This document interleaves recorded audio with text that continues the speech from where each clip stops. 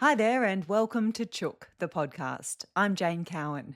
My guest today is Heather Soane. Heather was the first Australian to show black copper Marans in 2014 at the Sydney Royal. Over her years with the breed, she's pretty much seen it all. A lot of people in Australia want to get into Marans just for the eggs, and they don't care about what the bird looks like at all. And then they keep passing them on to other people, and then the bird ends up really bad looking. And then they want to sort of like how do I fix this? Well, it's pretty hard. So like go back to the drawing board, I think. Heather got her first Marans 15 years ago and had already been breeding black coppers for several years by the time the variety was officially imported. Intrigued? So was I. This conversation is sponsored by Green Valley Grains, Australia's family-owned 100% local stock feed manufacturer, dedicated to delivering fresh, natural, dust-free grain blends so you can feed close to nature every time. By the way, you'll notice that Heather and I each pronounce Marans differently. To hear an authentic French pronunciation, check out the feature story on coppers in the September 2025 issue of our digital magazine, Chook Journal, available now at chookjournal.com.au. Different pronunciations are just the beginning of the shades and nuance, murkiness even, that surrounds this bird. I'll let Heather tell you more. Well, Jane, I got my first fertile eggs. I got was in the beginning in 2010, June 2010. I saw a little ad on Gumtree saying that a Marans rooster needed to be rehomed. And I thought, well, if I get the rooster, because I had done a little bit of research about them, well, that's a start. And then I can try and find some hens later on. So I emailed back the lady, and she wanted to see photos of my farm. And I sent her some photos because she wanted to make sure he had a good place to live. And anyway, so I ended up driving over to her house, which was about an hour's drive over at Kalara. At that time, I was living on our farm at Mulgoa. So I drove over there, and when I arrived, she said, look, I've changed my mind. I'm going to get my husband to build a box, a night box.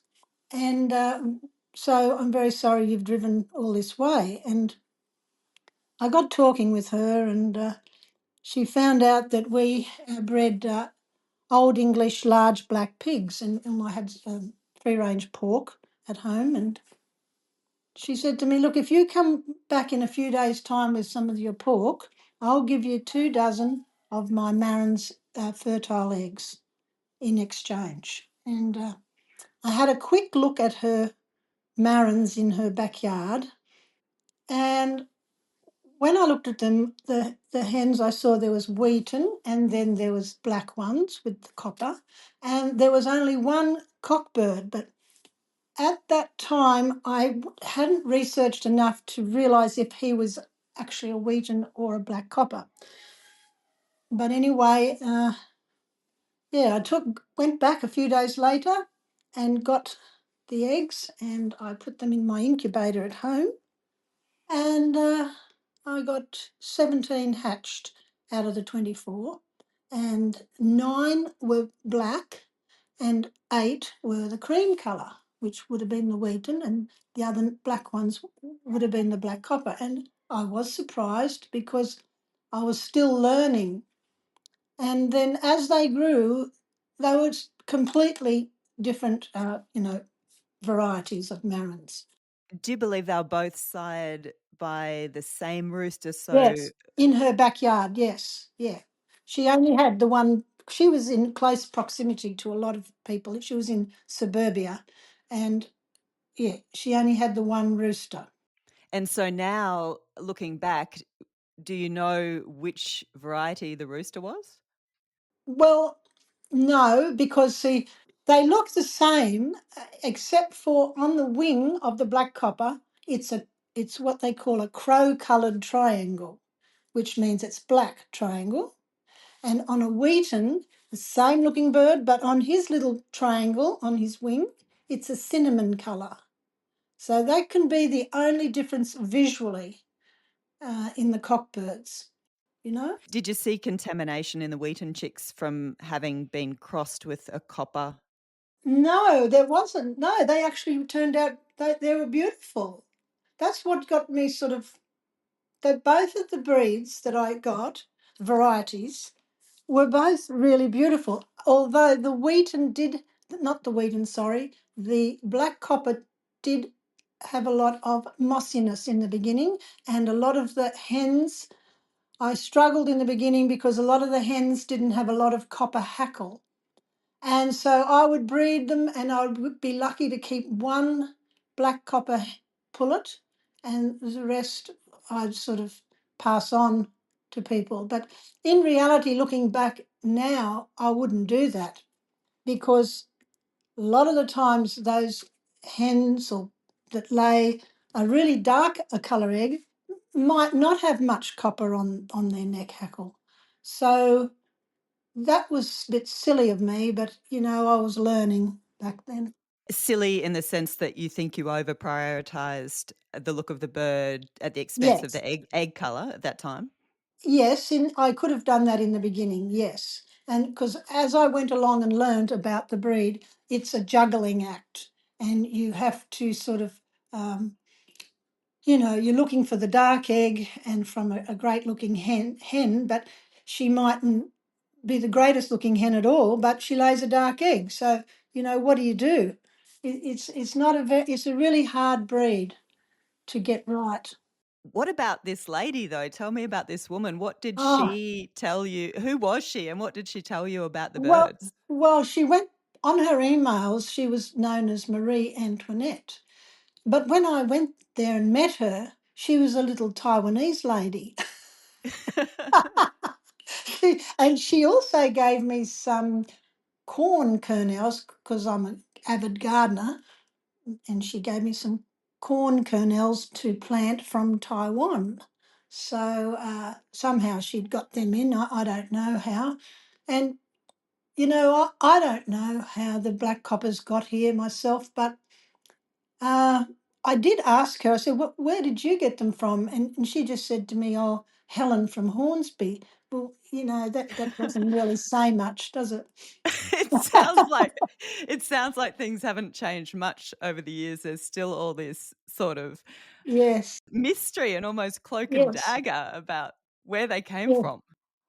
And then as time went on, when I eventually started exhibiting the birds, I did meet a man at the Sydney Royal Easter Show, and he came up to me at Sydney Royal and he said, I have heard that black coppers have been imported.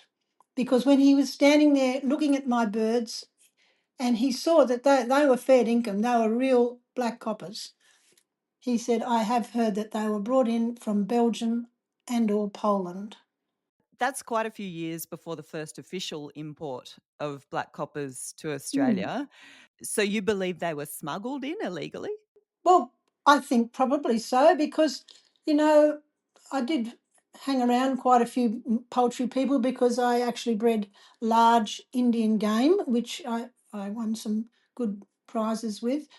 And my old mentor there, he was in his 90s, Ian Burley. Now, Ian gave me a little container full of metal leg rings that were taken off birds that had been brought across on ships from the US in the 60s and 70s. And they would get taken off the docks in Sydney. And the police at the time were avid poultry breeders down there and they turned a blind eye to it. Wow, so it wouldn't exactly be unprecedented if something similar was going on with the Yes. Marans. And I've also heard through other poultry friends and with like geese. Um, I used to breed exhibition Toulouse geese that things were brought in too on small planes in the top end of Australia, and eggs. Like those things did happen in the past, back in the 60s. 70s. So just because they say the importation stopped in 1948, it doesn't mean that things weren't brought here. How do you mean it stopped in 1948? Tell us about that. Well, that's when the last real importation was brought to Australia of poultry was 1948. So Australia is quite unique in that way, in that we've been sort of isolated and we've had to sort of make do with what we had here, like work it out. How did your birds look compared to those officially imported ones? Hmm. Well, I was told by somebody who had those ones that my line, because she had mine as well, that my line actually laid the darkest egg. They were probably up with a maybe a well a six probably would be the best because with Marans, it's good if you can get the Marans egg chart because then you can compare your egg colour against the chart. So if your hen doesn't lay at least a number 4 on the chart ever, well, it's no longer considered a Marans by the French. That's how they rate it. So the bird has to lay at least a number 4. Otherwise, forget it. But here in Australia, we probably only get 4, a 5, and a 6 if we're lucky. All those colours they get overseas, like in the US, so you might get a 7, 8, even a 9. They're very rare. And what I've learned of, we had a friendship with a French Marans breeder, and he showed me pictures of his birds in France. And he put up a photo of a really bad looking black copper hen, very tiny with a very narrow back pelvis, very narrow pelvis. And then he put up a photo of the egg that she laid. So the egg was extremely dark. So because of her narrow pelvis, that egg had been trapped inside her body for quite a while, getting a lot of pigment on it. And that's how come she laid that egg. And she didn't lay them every day. Like she may have just laid an egg once a week. That's a bird that potentially you would cull? Yes, Unknowingly yeah, cull? yeah, that's right. Yes. So something else I've learnt too, which is of interest, the Belgian Marans breeder in particular, I learnt that like if they're going to be, they breed the beautiful looking Marans, and they have an egg pen and the pen then for the birds that are going to go in the show. So the birds that are in the egg pen, they're laying the eggs that are going to be shown. They're really extremely dark layers, but they're probably not good enough looking to put in the show as a good example. So that is what actually does happen, and it may sound like not really a good idea, but that's reality. It is often said that the dark egg genetics that you see overseas just don't exist here in Australia. Why should that be the case, though? Is it just that they were here, but they've been bred out because of this prioritising of the show bird over the egg colour? Oh, I think wherever the birds, however those black coppers got here and came in, um, maybe the people who brought them in weren't prioritising about, the really dark eggs. And what happens in France, there's a lot more breeders over there and they really take it seriously and they really concentrate on how to make it work well, you know. A lot of people here are just in it for the money, unfortunately. That was the one thing I found with as I went along with Marans. You get a lot of people that only want to make a fast buck out of Marans. And the funny thing is that if you try to do that, you will get shot down in flames with Marans. It, it By the just, breed itself, because it doesn't because there's, cooperate. yeah, yeah, that's right. It does.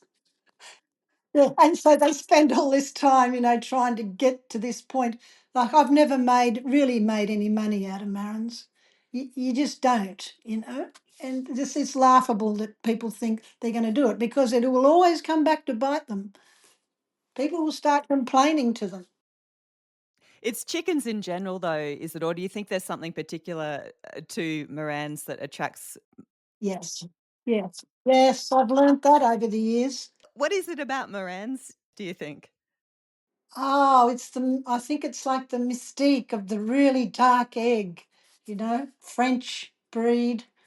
Uh, yeah, I think that's it. Something like that. Black copper marans. They really want them. It's like the allure of the breed is it becomes Mm. its downfall. It does. Yes, it does. It can. Yes, that's true. So with the dark egg genetics, you're Mm, saying the egg colours we generally see are not on the mm. same scale as overseas, but is there any reason if bred properly here in Australia from this point forward that we can't get there? Oh, well, people have to select for it. One of the people who helped me along is a lady called Bev Davis, and she is an English lady but lives in America. And in America, or in the US, I should say, she's known as the Marans Guru. And Bev always said to me, only set the darkest eggs. So a lot of people would say, oh, but my hen might lay a light egg and then she'll lay some dark eggs and then a light egg. So that can be true. But Bev, and I always believed in that Bev knows what she's talking about, uh, only set the darkest eggs. Even from the same hen, only choose the darkest of her eggs. Yes, yes, that's right. And it's all about selection. It's all about selection with the look too. And like I said, in the beginning, I was only keeping one out of every 10. And so the copper on the pullet or the hen, it must go right up over her head as well. And a nice sort of, grouping of the hackle in a copper colour. So your birds that you had, the bird separate from the egg, let's put the egg color aside, but the look of the bird, how did your line differ in appearance, if at all, from the officially imported line? Did they look Well, different? Could you tell uh, them apart? they look, well, some of them I have known of somebody who put Croad Langshan in some of the birds that came here, and I can tell straight away if a Marans has had Croad Langshan put into it. Mine also, the hens are not supposed to have a green sheen, and somewhere some of the people's hens have green sheen on them. Now, that's not correct. Jane here. I'm just interrupting the interview here to add an editorial note. Heather isn't pulling this stuff about beetle green sheen out of thin air. There is mention of it in the French materials. Subsequent to this conversation, I've contacted the Marans Club in France and received clarification. To see that response, check out the September 2025 issue of our digital magazine Chook Journal, which you can get on our website now, chookjournal.com.au. Okay, back to the chat. These sort of finer details are actually quite hard to come by in Australia, aren't they? You have to really go to the French and translate French materials to discover some of this stuff. Well, that's what I've been, saying about like our standards. I mean, there's not much detail at all. They need to just do what the Americans did, and they just follow the French standards because that's how the birds hatch. That's exactly how they hatch. And even in the French, they recognise. I know I'm getting off topic here, but they recognise the black-tailed buff, which comes from within wheatens. So um, people need to understand that's how they actually hatch, and it's all written about in the French standards. The French are adamant that there should be no crossing outside the breed and only very careful crossing between varieties for specific objectives. But Mm, you yeah, mentioned that Australian black coppers, as they stand now, contain Croad Langshan blood. yeah. Mm, Why mm, was that done, and what are the consequences of that? mm. Well, uh, that was someone came up to me, another person at the Sydney Royal, standing there looking at my birds in the cages and admiring them. also then said, well, I think they should be bigger. But you see, there are weights about how heavy the bird is, and the bird fell in between the weights. I think the males are either 3.2 kilo to 4 kilo, and it was within that. And they said, oh, when I get some, I'm going to put Croad Langshan into them to make them bigger. And I was just listening to that and thinking to myself, why would you do that?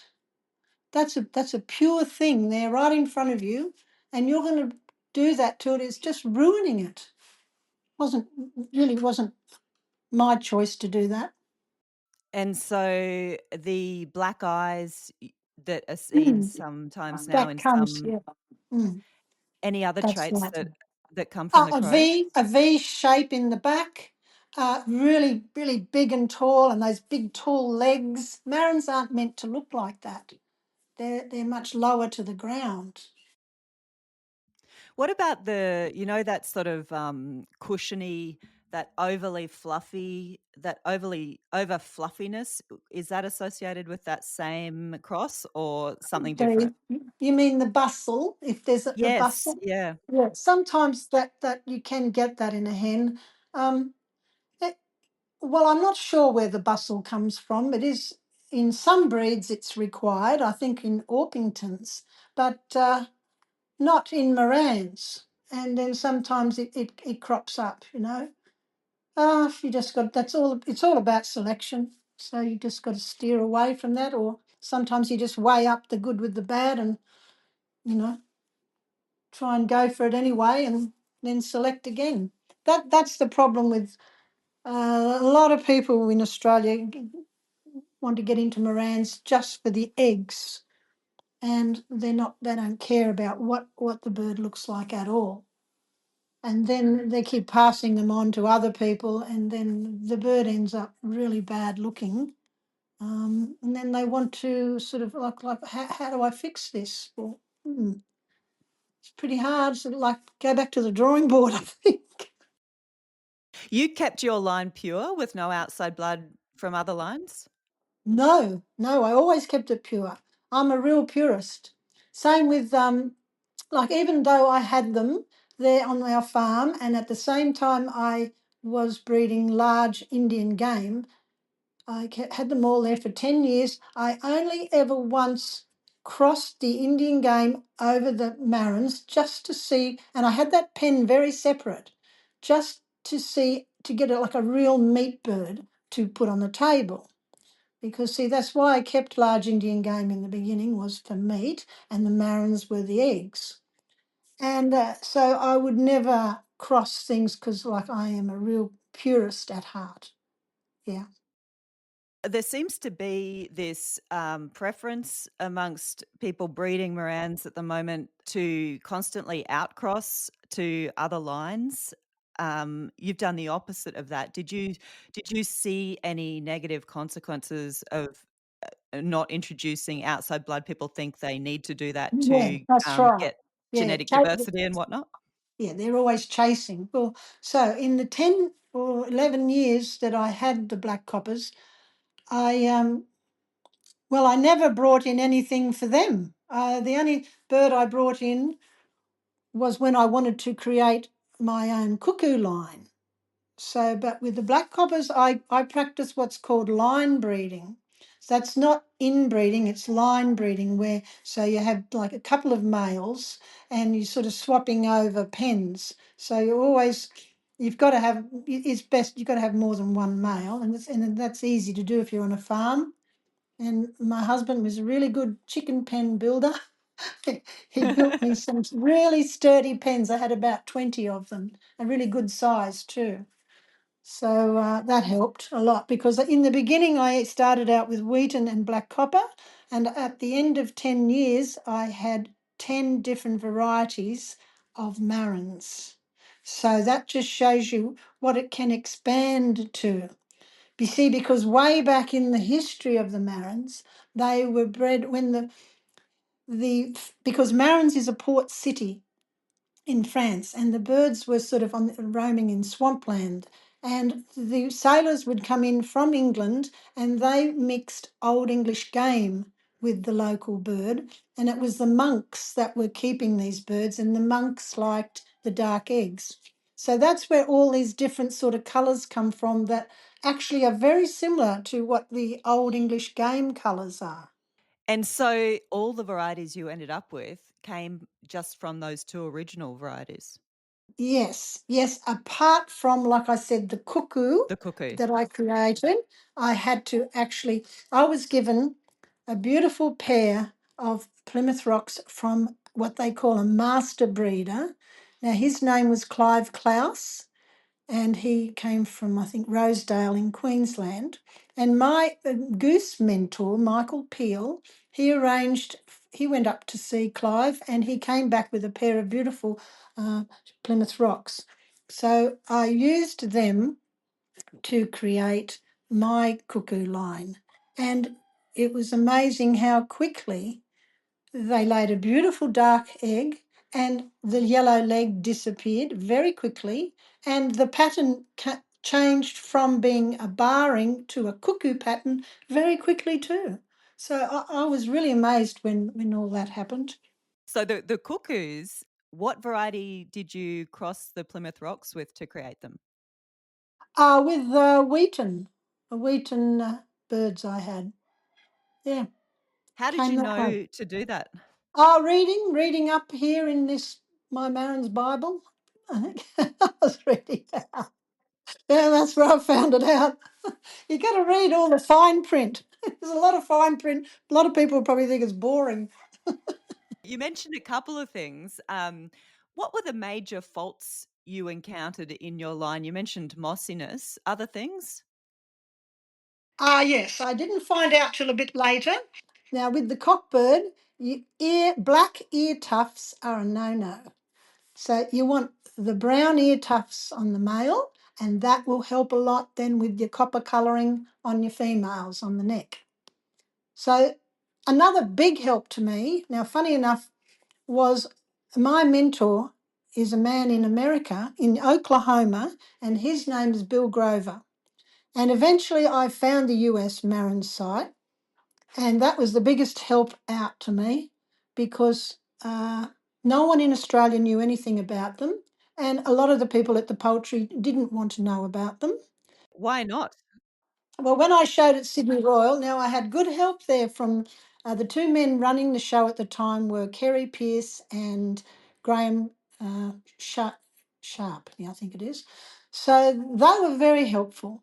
And they said to me, look, Heather, you want to show the bird, but you're going to have to, we haven't got a class for a black copper. So you're going to have to show the wheaten and the black copper against each other. And so I went, okay, yeah, I'll do that. And then when I went to the show, one of the stewards said to me, we don't like we don't like Marans. We don't want them here, you know. So I used to have to cop a lot of that, For which what was the why did they have that view? I think they just want their old, light Sussex, Australorps, Rhode Island Reds. They don't want new things coming in, a lot of them. But some do. Like I said, the two men that were running the show were very helpful. It's interesting because there was seems to have been a similar evolution in the US even. I know that the master US breeder Skip Bittner has talked Oh, about this. yes. He's great. Skip's great. He said how when he first took on the breed, nobody wanted them. None of the experienced breeders were interested. That's right. Yeah, because it's too hard. I think with the egg thing, it's what they call the Rolls Royce of the chicken breeds. So yeah, it's a juggling act, like I said, because you can breed, say, an Australorp hen. You haven't got to worry about the colour of the egg. All you're focused on then is that bird. But it's very different with Marans. The birds themselves are tough. They're a great breed, and they can take really hot temperatures and they can take really cold temperatures. And the thing I've found, which a lot of people don't realise, is they perform really well on a high protein diet. So I found this out from my goose mentor, Michael. So he feeds all the birds on his farm, all protein is 20 to 22%. And that makes it all so easy. So they fed it to the geese, which I had, and I could feed it to my Indian game, and I fed it to the Marans. So all the same feed. And the Marans really thrive on it. They're really healthy. The feather quality is wonderful because that's another very important thing is the quality of the feather on the bird. And so being able to feed the one feed when you've got a few different types of poultry is great. And the name of it is called meat bird finisher, funny enough. And so people wouldn't buy it. They'd think, oh, that's not going to be make my chickens lay. But it does. It What does. brand is it, Heather? Well, the one I use here is made here in Sydney. It's Vela, and it's made locally. And it's probably the cheapest one when you go to the produce store. Funny enough. So any meat bird finisher would be what you'd recommend? Well, it's about the protein content. So the protein content needs to be 20 to 22%, no higher. Okay, no higher, and that is perfect for Marans. I've been using it probably ever since I found out, from Michael. So, faults wise, were there any others that you encountered? Any other major challenges you encountered with this black copper color pattern? Only like I said, the mossiness in chicks. That's not good in the black copper. You have to not breed from a mossy hen. You'd have to put it in an egg laying pen and do not breed from it because it looks really ugly. It's really ugly. Did you manage to get rid of it, that trait? Yes, I did because I stopped breeding from that. That was something I learnt and just never bred from them. I think I got rid of those birds. Mm. So, what became of your line when you moved them on? Well, yes, I sold them to some people in Sydney over at Cobbitty actually, and they said to me, "Oh, can you just leave us for a couple of years? We're going to like get to know the birds, and then we're going to show them." And I thought, "Okay, I won't bother them at all. I'll leave them be." And so then probably 3 years went by, maybe nearly four, and I thought I might just contact them, see how they're going. And I contacted them, had a bit of trouble trying for them to answer back, and then they just said we no longer have them. And that's where I'm at the moment. I don't know where they've gone to. They also had my cuckoos, and I had also created my first F1 line of black Marans, and they got them as well. And they had big, beautiful pens and an acreage property. Yeah, I would like to know where they actually ended up. So, how different were the birds by the time you were finished with them compared to what you started with?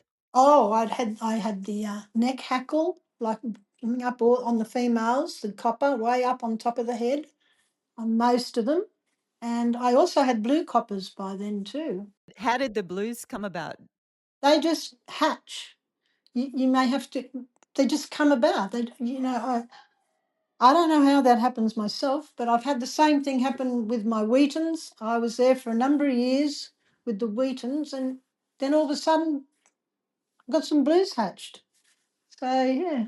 So it's like the dilution gene is just it's appearing as a mutation, you think? It's just a natural mutation? Yes, and it's happening now with the birds that I brought here. I'm getting because I'm at the moment I'm focusing on buff Colombian Marans, and I'm getting a splash buff Colombian. So yeah, it is amazing the way that the genetics work, and that's really to me it's always been really just a hobby and something I love, and I love the birds. I find that the Marans hens are very sweet, and they can be really friendly. You can get an aggressive male, but that never bothered me. I always just managed that, and of course, if it was really overly aggressive, but generally, there's something will set the male if he wants to have a go at you. He's just trying to protect his hens. So what I do is I always keep them locked up if I have small grandchildren over. Um, but the two males I have now are really good. They haven't been aggressive at all. It's part of the breed, isn't it? Because they Yeah, do have the fighting bird in the way that's back. right. And the French actually think it's good. It's called fecundity. The bird has good fecundity, and it means he's going to, produce some chicks. He's got As in it's associated with being more like more Mm. vital sort of. Yes, virile, more Virile, virile. that's the word. Yes, Yeah. he's virile. So they don't, and I'm for that thinking too. Given everything that you've experienced and the journey you've been through with the breed, what do you make of what you see happening now, especially with copper morans in Australia?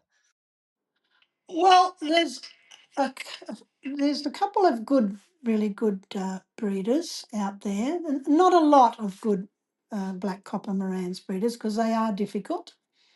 And even in the French standards, it says they're one of the most difficult to breed. What are some of the biggest mistakes that you observe people making with coppers?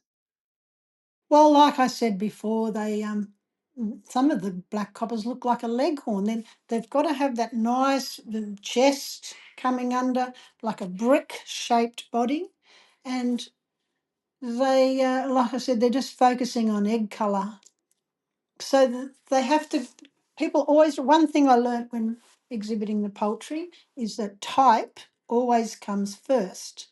You can paint the barn later, they'd say.